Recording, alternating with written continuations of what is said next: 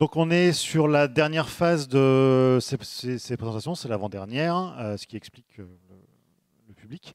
Maximilien va nous présenter Astro. Alors je lui ai demandé il y a 5 minutes ce que c'était parce que je ne connaissais pas du tout. Et pourtant, il n'y a pas beaucoup de choses que je ne connais pas, mais là ça, pour le coup, je ne savais pas du tout ce que c'était. Donc Maximilien, je te laisse nous présenter ça, nous expliquer ce que sont les métamoteurs, c'est ça? MetaFramework. Métaframework, pardon. Et puis bah, tout à l'heure pour les questions. Super, très bien. Eh ben, bonjour à tous. Moi, c'est Maximilien. Je suis développeur freelance, surtout sur du front-end. Ouais, moi, ce que j'aime bien, c'est quand c'est simple ce que je développe. L'expérience développeur, ça compte vraiment beaucoup. C'est très très chouette. Et aujourd'hui, je vais vous parler d'un de mes frameworks fétiches que j'utilise depuis assez longtemps maintenant, la version 0.6. Ça a pas mal bougé. Et on va voir ça.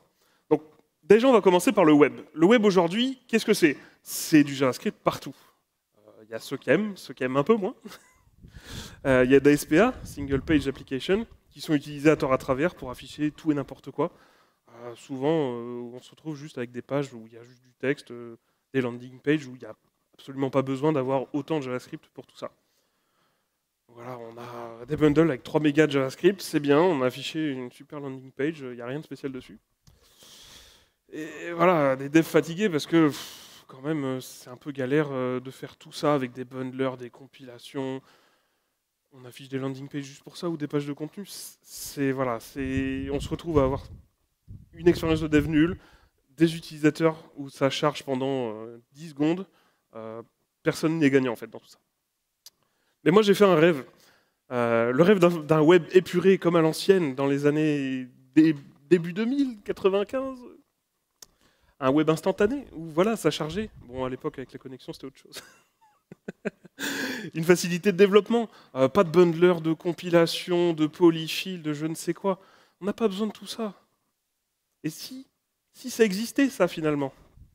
Eh bien, ça existe avec Astro. Mais Astro, qu'est-ce que c'est?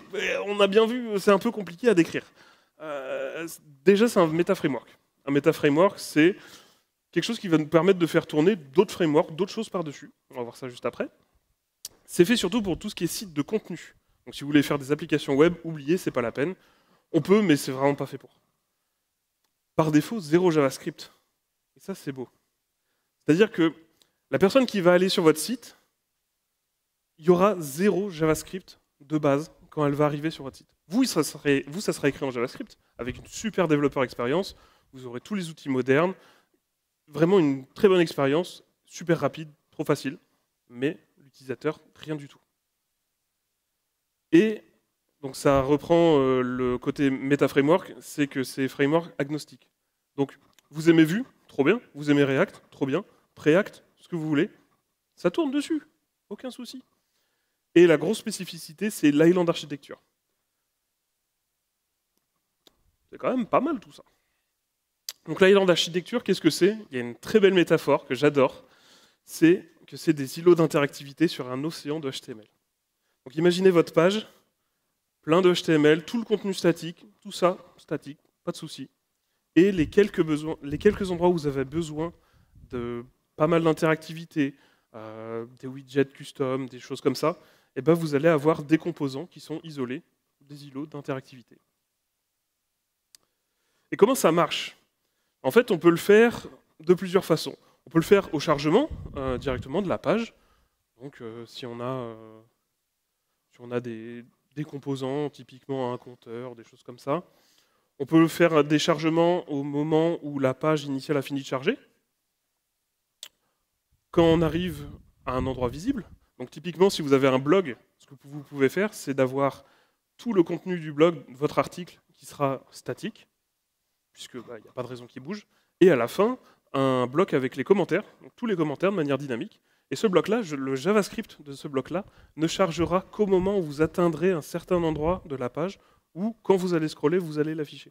Sinon, par défaut, zéro JavaScript. Et on peut faire aussi avec des media queries, donc que ce soit la taille de l'écran, le mode dark comme ici, ou peu importe. C'est vraiment, ça fonctionne sur les media queries. Et enfin, on peut aussi charger uniquement au côté client. Donc là, par exemple, sur du React, on peut dire je charge que côté client, c'est du React. Voilà, ça fonctionne comme ça. En montrant directement. Donc on a notre composant, on récupère notre ID d'article, et ici, on fait juste un chargement quand le client est visible. C'est-à-dire quand on a scrollé la page suffisamment bas pour arriver sur ce composant-là. Et donc chaque îlot, c'est juste le petit bout de JavaScript qui va bien au bon endroit, qui est chargé quand il faut. Et comme ça, tout le monde est content. Donc je disais tout à l'heure, MetaFramework, framework agnostique. Donc c'est-à-dire que React, Vue, Svelte, Solid, Preact, Alpine, ce que vous voulez, sauf Angular, tout fonctionne. Et donc aucune frustration, vous utilisez ce que vous aimez, ce dont vous êtes bon. Et vous pouvez utiliser un seul ou mélanger. Il n'y a aucun problème d'avoir des pages où il y a des composants Vue, des composants React, du Preact en même temps. Tout ça, ça tourne. Chaque composant est isolé dans son coin. Il y a des façons de les faire communiquer entre eux, mais aucune raison. Donc là, j'ai un petit exemple.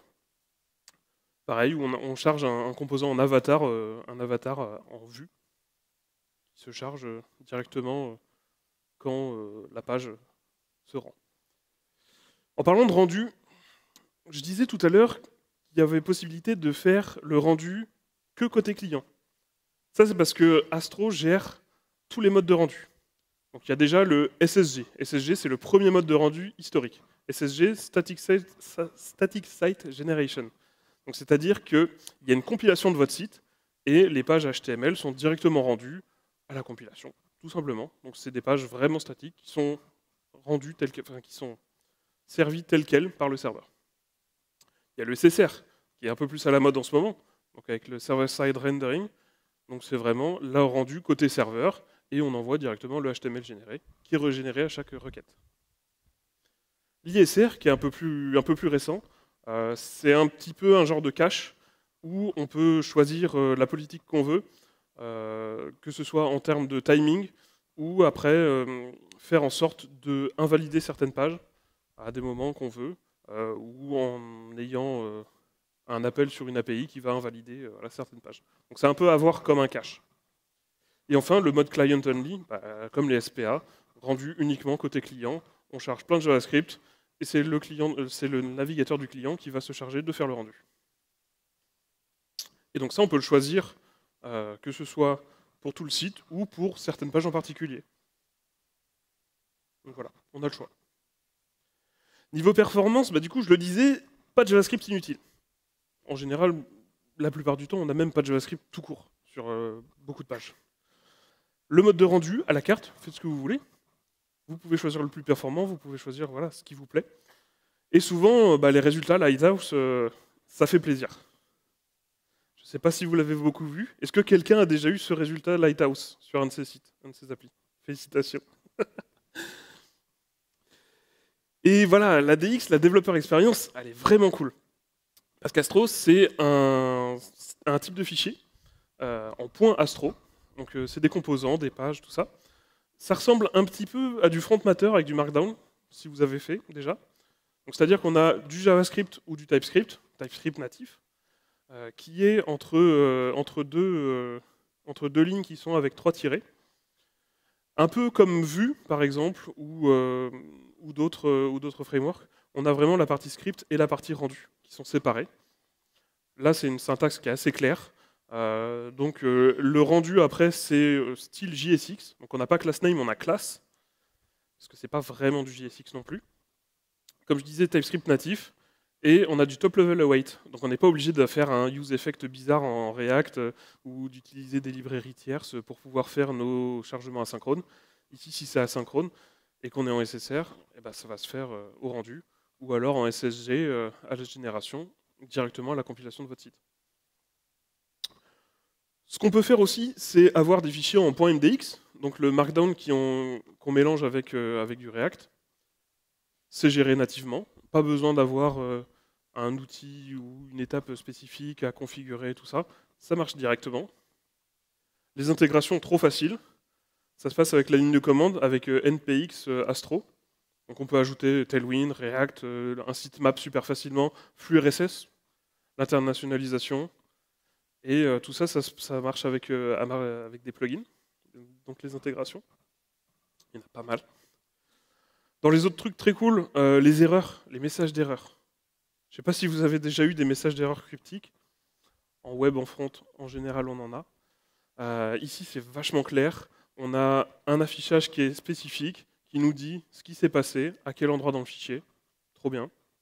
Il y a aussi une toolbar qui est très très pratique, qui nous permet d'inspecter toutes les islands, toutes les îlots, les composants dynamiques. On peut voir comment ils sont chargés, est-ce que ça marche bien. Il y a aussi les logs qu'on peut voir super facilement via cette toolbar. Et enfin, on peut aussi avoir un petit reporting en termes d'accessibilité, qui est assez sympa. Dans les autres trucs cool, ça gère aussi tout le routing. Par défaut, le routing, il est en file system. Donc ça, moi j'adore ça. Je sais pas vous. Qui aime bien en file system le routing? Non? Oui. Ok. Un petit peu mitigé. Je vous laisserai débattre de ça tout à l'heure. Et donc c'est assez facile puisque chaque fichier .stro qui est dans src pages est considéré comme une page. Donc index /, c'est un petit peu la même norme que partout. About.stro, ça devient /about. Si on met dans des dossiers, ça suit. Donc là, index dans blog, ça devient /blog. On peut mettre des routes dynamiques. Donc là, par exemple, avec un slug, blog mon article. Et voilà, on a tout ça. C'est vraiment classique si vous faites du Next.js ou d'autres Nuxt, par exemple. Voilà, c'est assez commun. Autre truc très chouette, c'est les content collection. Donc Astro, c'est vraiment pour les sites de contenu. Et il y a cet outil-là, cette API, qui est assez formidable, qui permet de gérer tous les contenus super facilement. Donc on peut générer les pages statiques avec, donc juste en lui disant un dossier de fichiers Markdown, on génère automatiquement toutes les pages qui vont bien, comme il faut. Un fichier avec du JSON, toutes les entrées, ça marche aussi. N'importe quelle source, on peut brancher ce qu'on veut. Des CMS, des API, tout ce qu'on veut. Si vous faites du Jaya, par exemple, vous pouvez faire un site Astro qui se branche sur Jaya. Ça marche très bien. Et enfin, on a aussi la possibilité d'avoir un schéma ZOD pour valider les données. Donc ça aussi, c'est très très pratique. Donc comment ça marche? Globalement, voilà, il y a plusieurs façons de faire. Donc on récupère donc de Astro Content, on récupère les define collections, on récupère aussi une instance de ZOD, on n'a pas besoin d'installer ZOD à côté, tout ça. On a des loaders différents. Donc là, par exemple, on en a un premier qui va automatiquement chercher dans src data blog et qui va chercher tous les fichiers en .markdown et il va automatiquement faire le rendu avec la possibilité de définir un schéma ZOD. Donc c'est-à-dire que si vous faites du TypeScript avec ZOD et tout ça, vous allez pouvoir avoir de la validation de type directement dans votre page de rendu. Et donc l'autocomplétion qui va avec, et tout ça, expérience de développement au top. Même chose, si par exemple on veut faire des chiens, eh bien on a un fichier JSON avec dedans un tableau de chiens. On peut le charger directement comme ça. Et enfin, c'est pareil, avec n'importe quelle ressource. Le loader, en fait, c'est juste une fonction asynchrone. Vous faites ce que vous voulez dedans. Et pareil, avec un schéma ZOD à la fin. L'utilisation super facile. On récupère le getCollection et render. Render qui va automatiquement faire le rendu. Pas besoin de vous en préoccuper. Astro le fait pour vous. Il le fait très très bien. On a cette méthode avec convention qui s'appelle getStaticPath. Cette méthode, c'est celle qui va automatiquement, à la compilation de votre site, générer toutes les pages statiques, tout simplement. Comme son nom l'indique, getStaticPath. Et donc ici, on va récupérer la collection qu'on veut, donc là, par exemple, le blog, et on va faire un petit map pour retourner, pour chaque article, définir les paramètres, les props qui vont bien, et les params qui correspondent au slug de la page. Et enfin, on a le rendu, où directement, on récupère les posts qui vont bien, le contenu du render, et on fait notre rendu tout simplement. Et donc là, ici en bas, dans le post.data.title, on a l'autocomplétion en TypeScript qui marche nativement avec ZOD. Donc tout ça c'est très bien, mais en fait on a à peine égratigné la surface. Parce que j'aurais pu aussi vous parler des endpoints custom. J'aurais pu aussi vous parler des API routes. Donc, vu qu'on a un système de routing, on a aussi possibilité de faire des API. Donc, peu importe avec le verbe HTTP qui vous plaît. Il y a aussi des actions, un peu comme dans Next.js avec les server actions. On peut faire ça avec Astro. Il y a aussi un système de middleware qui vous permet d'intercepter toutes les requêtes, ou certaines, les laisser passer, avoir par exemple une zone payante où on vérifie l'utilisateur, etc. Des sessions utilisateurs qui marchent très bien, un peu comme PHP. On se retrouve au final un petit peu comme du PHP à l'ancienne avec la session, on génère nos pages côté serveur, tout ça. Sauf que là, on a du TypeScript derrière, on a une expérience de développement qui est vraiment chouette.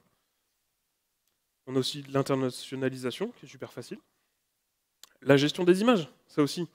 C'est fini de devoir passer ces images dans je ne sais quel site bizarre qui va vous optimiser la taille, utiliser la bonne extension, tout ça.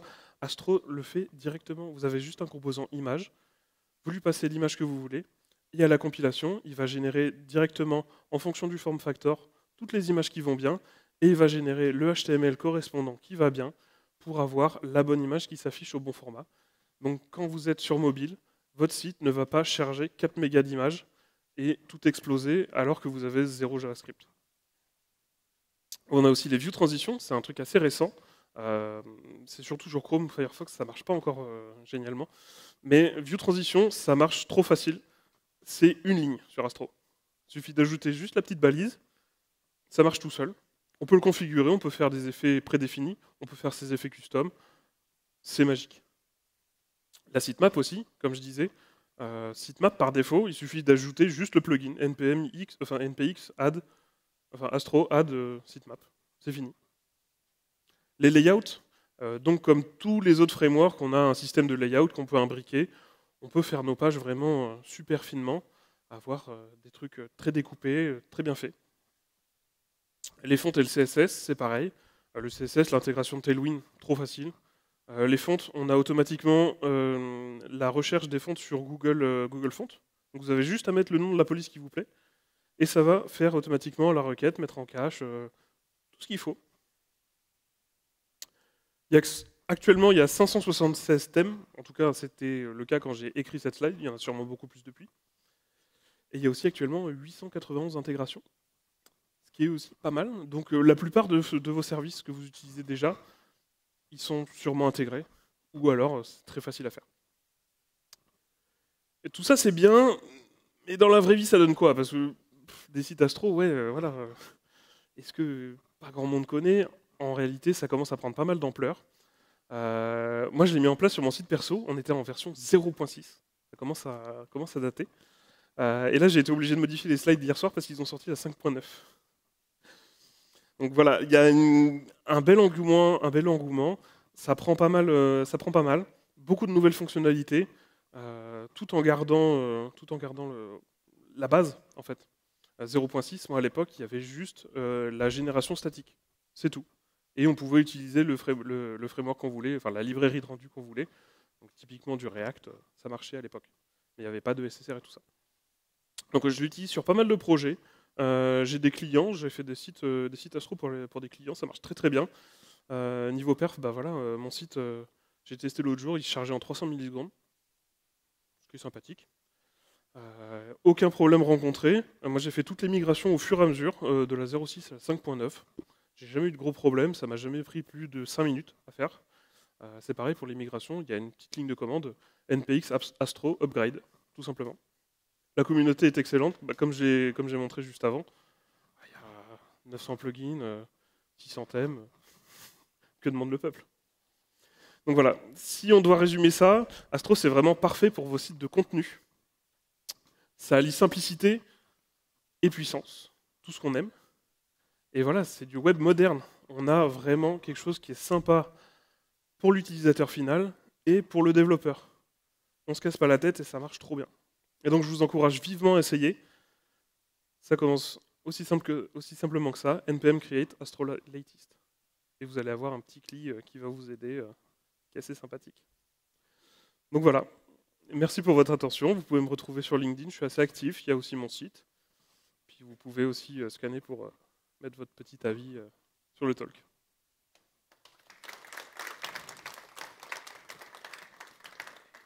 Alors bravo, alors ils n'étaient pas nombreux, mais t'as vu, ils C'est ont ça. kiffé quand même, hein. C'est ça. Moi aussi, c'était vraiment très intéressant. Je connaissais vraiment pas, hein. Pour Ben le voilà. coup, j'en ai jamais entendu parler et vraiment très intéressant. Est-ce qu'il y a- on va prendre une minute pour des questions s'il y en a? Non? Je voulais te Ah, poser. si, il y en a Ah, une. si, pardon. Ah oui, là-bas. Pardon, le micro arrive. Bonjour, merci pour la présentation, c'est intéressant.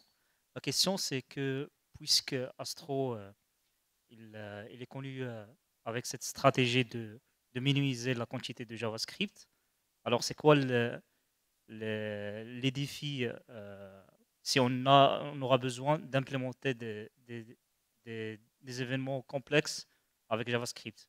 Comment on peut résoudre ce genre de problème avec Astro?